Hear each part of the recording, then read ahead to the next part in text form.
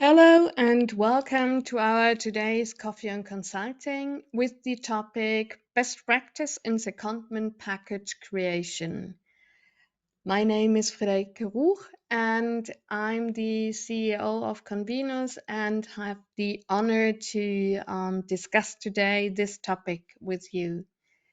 I think we give a couple of seconds for people to join and then we start.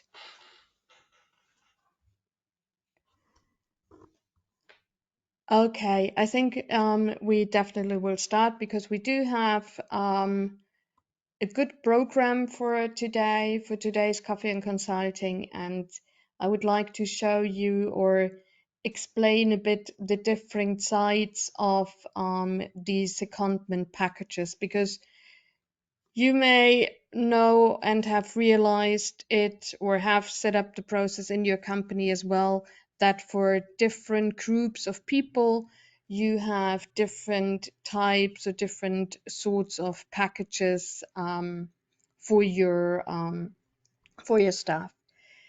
Before we start, what we realize really on a daily basis is that it's always important to make sure that everybody is talking from the same thing or from the same stuff.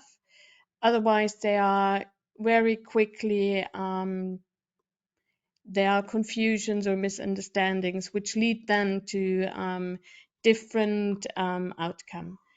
Therefore, if we talk about secondment, then we talk about someone who is employed with one company and is then moving to a different legal entity within the same group of companies, is working there for a temporary fixed term basis, and then is moving back. So the other terms you may see is assignments or expatriations.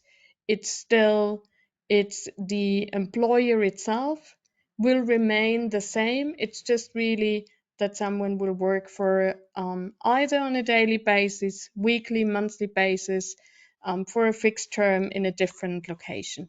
And we will see when we look then at the different categories of people, we have business traveler short-term assignments, which we put in one category kind of, and then for the longer term assignments where we do have different sorts of packages.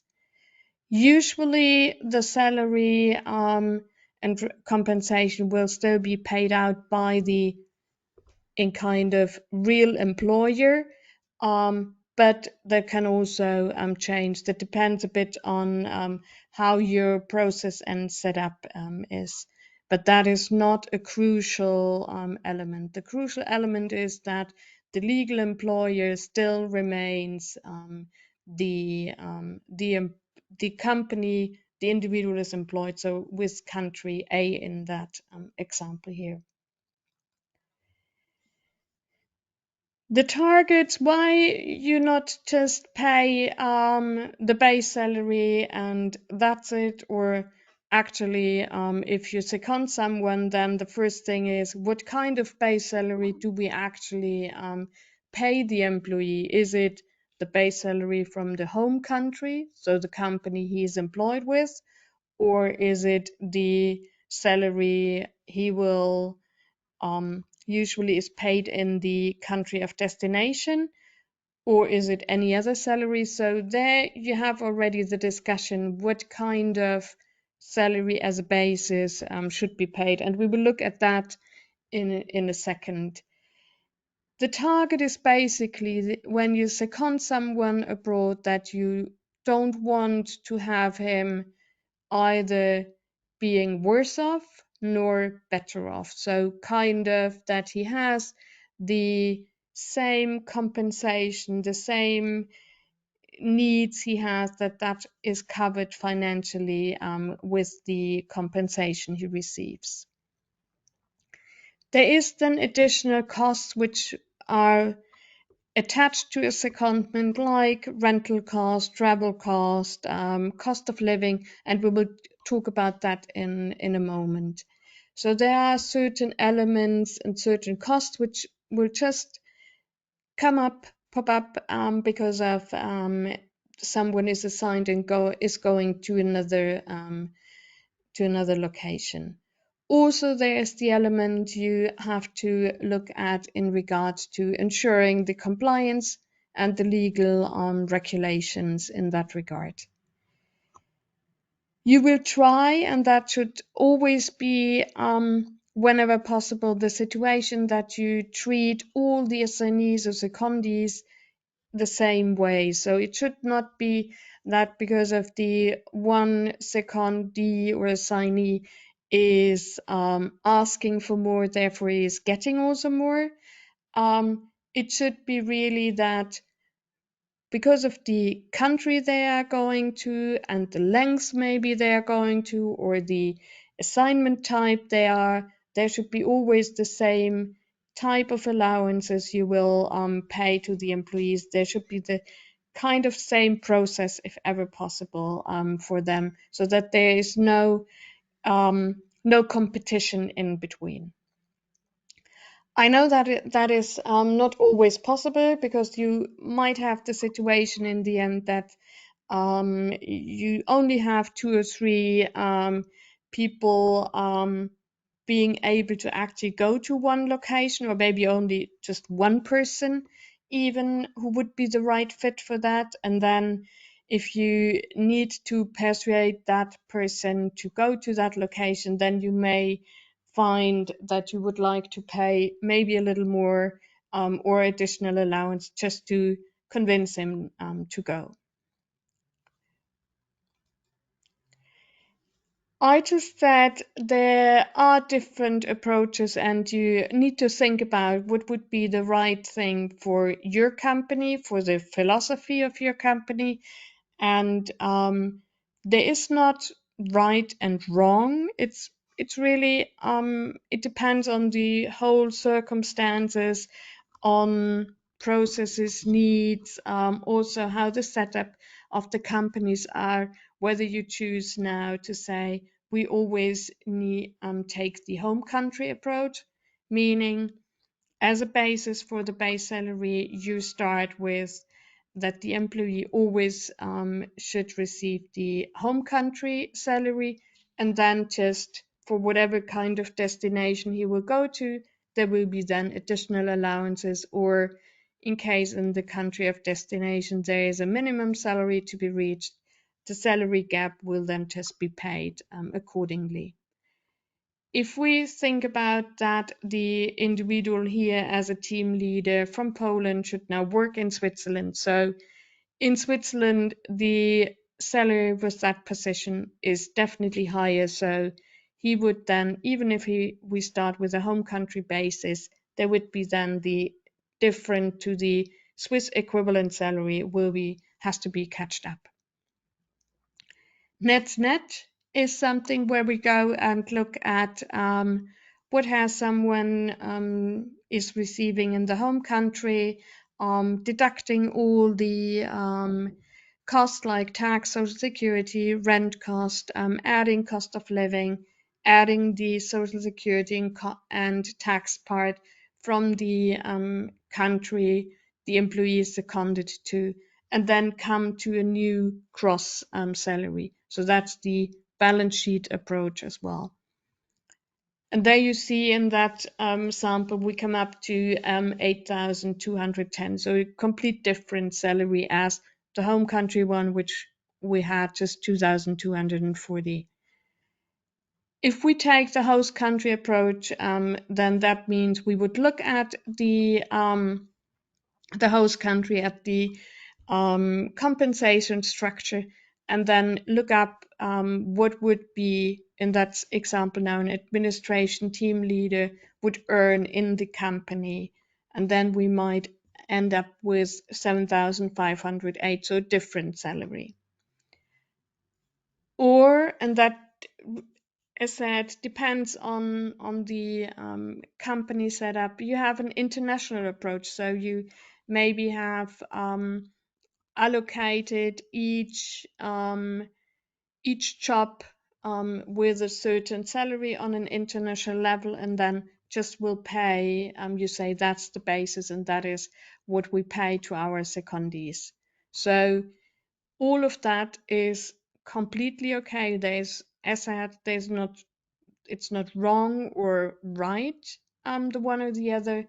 What you always have to consider, however, is that there are countries which have a minimum salary which you in any case need to reach. So even if you decide now to use, for example, the international approach and the Swiss equivalent salary, you need to pay to the employee um, based off the regulation of Switzerland. You would have to then make an additional payment to meet that up. So that doesn't mean that there might not be in the country then certain additional elements just to catch up to the base salary you need to pay. And here in that slide is we have just really pointed out the different approaches again and listed down a bit more information to those international, to those different remuneration approaches in case you are thinking about that, or maybe thinking about whether you would like to change your current approach or just starting with something new because the assignment world or secondment world is maybe new to you, then that might be able to help you to get some information, some background facts to that. What I can say in principle is that the net approach, so the balance sheet approach, is still something which is, I would say, mostly done in companies. Um, However, where companies really start to rather tend to go is the host country approach, just also to reduce cost a bit, as well as to make integration in the legal entity in the host country a bit easier than compared to having that balance sheet approach where the compensation is usually a little higher than the host country approach. But the rest of it, it's really it's up to the company and up to the needs what the right way would be.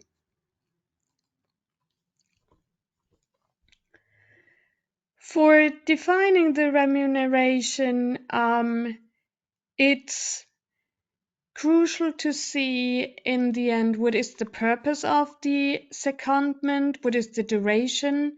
Um, you would have to look at what is the target with those secondees, and which is the group of secondees you have. Is it rather for um, just development, or is it because there needs to be certain projects done?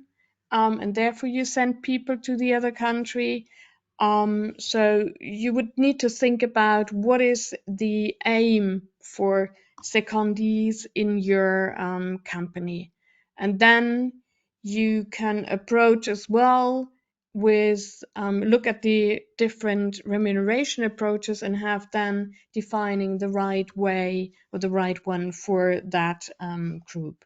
And you may see that and that is in lots of companies. You will see then as well that for a certain group of secondees, you have different approaches. Like I said, for maybe trainees, you have a different approach because you don't want to add as well so many different allowances on top. Whereas if you have in the maybe in the management transfer group or people who will take over the management of a legal entity for a certain period until you've found someone in that country who can take over, you have a different type of remuneration paid out as well as additional allowance maybe because those are the more crucial positions in your company and therefore you would like to maybe remunerate them as well a bit in a higher range.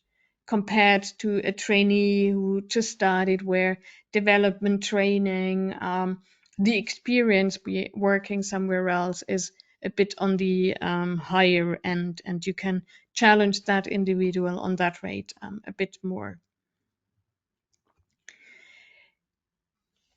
If we talk of the different remuneration approaches, then also in that regard, the tax equalization method you will have to look at, and we will look at that at the end.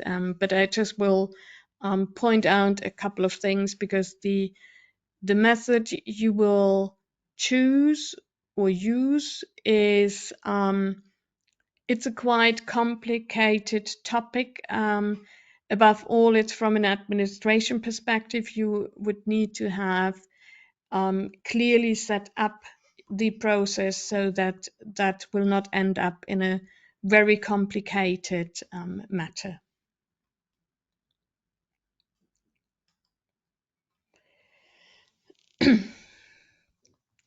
We talked now about the different approaches, as well as how to define the base salary level.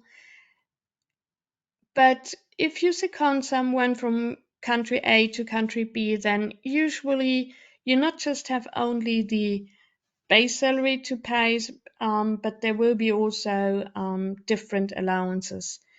And you, even if you still have in mind that if you send someone from your entity to another country, you and you have in mind that the individual should be not better off and not worse off, then you still have certain cost which will be either just additional cost because of the relocation of the daily life. That would be the first point, which could be cost of living, as well as the rental cost in the other country.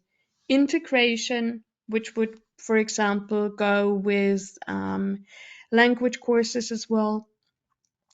Compliance, where we have, for example, that you pay for a tax provider to file the tax return, or someone who will deal with the work permit or residence permit issue.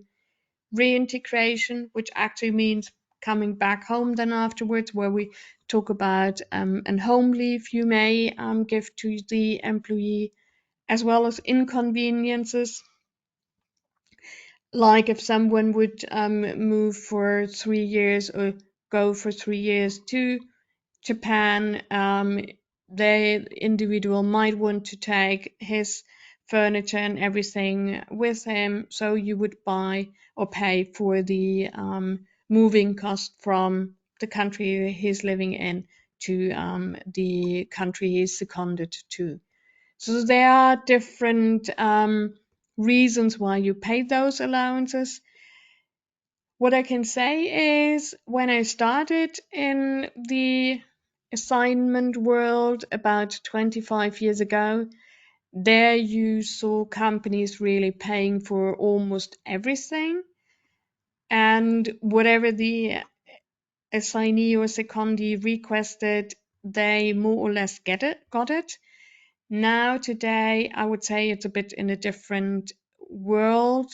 And also, I would say it's looking that we are globally more active, and the assignments or secondments are not only from from the headquarter to the affiliated company, but it's also movements between those affiliated companies. So you see much more traffic, but also the part is that you, on the other hand, you rather would like to look on the cost side as well, and you see that it is quite costly. Therefore, you try to reduce additional allowances. However, you still will have the one or the other where you say that is definitely something which is very important, and we just pay for it. What I can just advise is to be as transparent as possible with additional allowance, as well as to give really every secondee the same kind of allowances if they are in the same situation. Like, for example, if you have two candidates, one is going, for example, to the US, the other one is going to Japan. Both are going with the family, and then you end up and pay only for the one in the US going to the US, for example, international health insurance, or only for the school for the kids, but for the other one who's going to Japan, don't, because he might have not asked for it. That's something you should avoid as best as possible, because in the end it will come out and they will talk about it, and which is usually then not a nice situation, because the one who doesn't receive the certain elements feels like he's not as worthy as the other, as well as you will find soon that he might just then also leave the company because he feels not happy and appreciated what he is doing.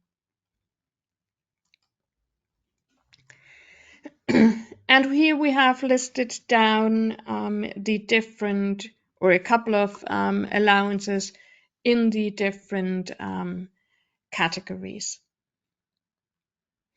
What we see today is that usually companies still pay moving cost, or instead of moving cost, an allowance to buy new furniture instead. So they give usually the choice as well.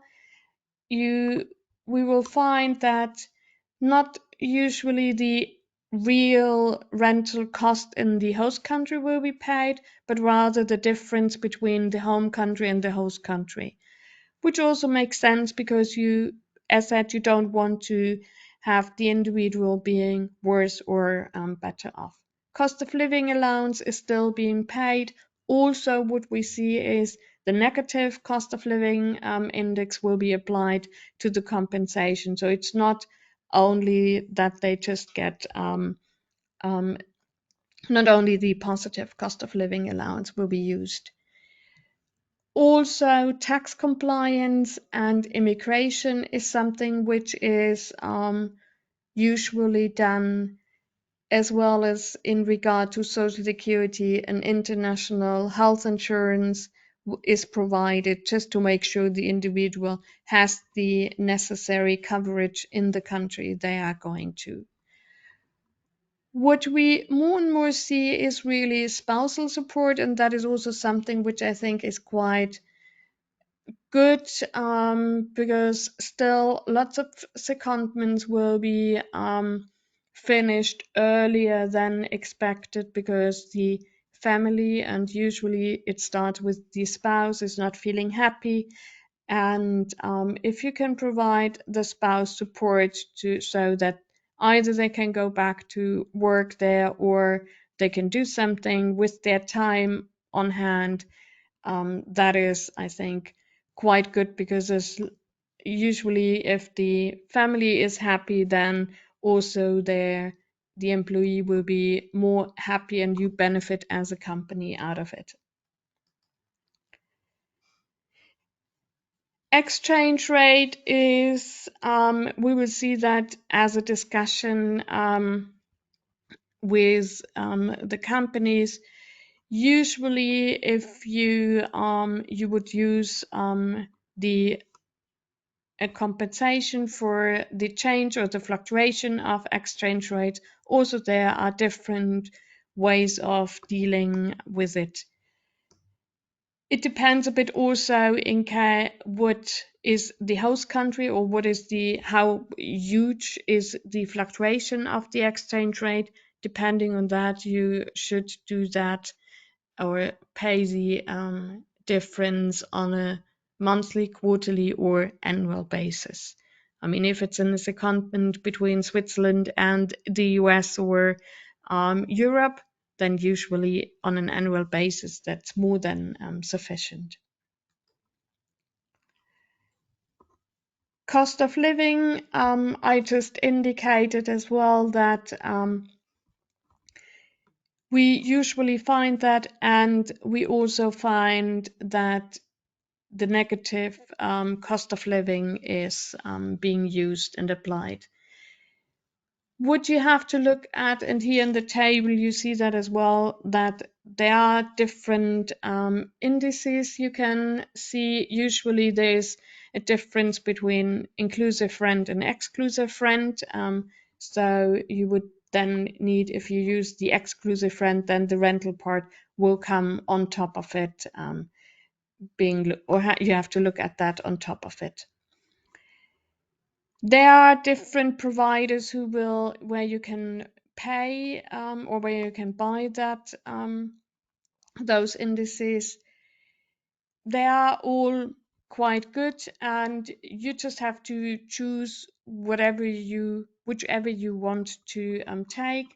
The only recommendation I can say is try to use always the same one, and don't change from one secondment to the other secondment the provider.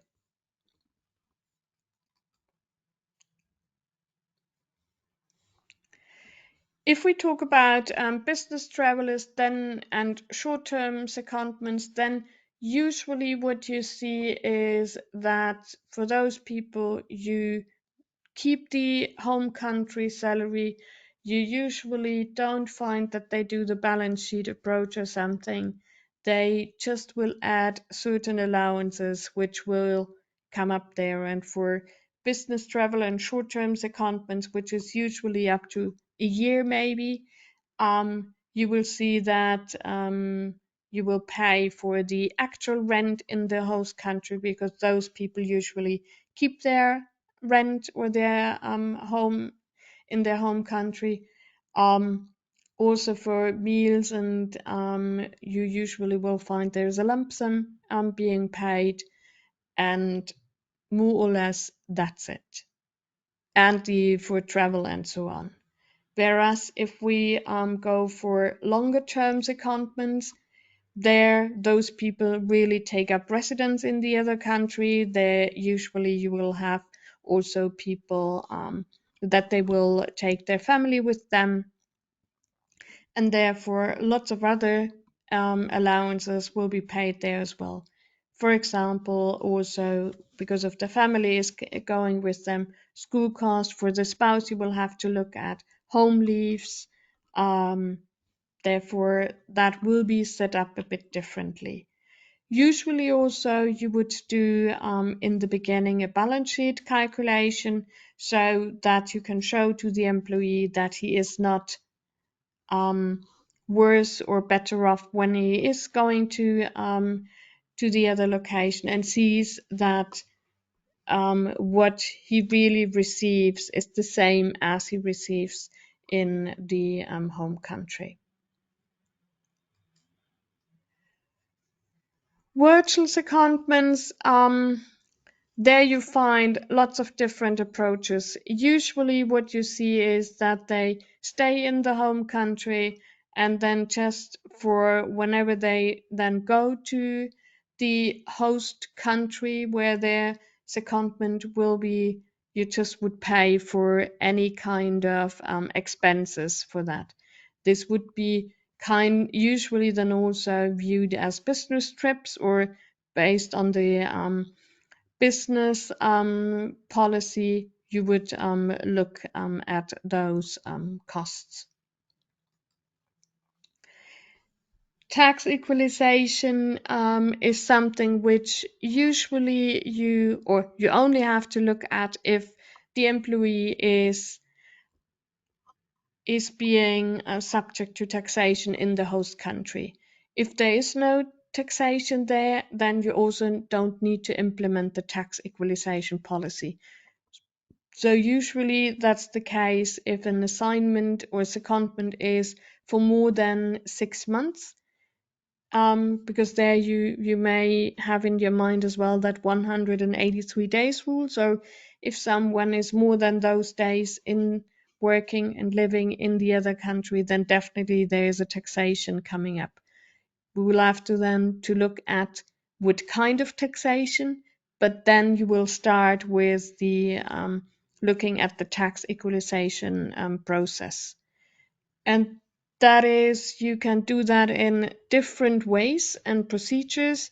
We have here now listed down one where we start what you do have to do before the assignment or secondment starts, during the secondment, and then also after the secondment. And there you see it's you start with running the calculation for the hypothetical tax in the home country.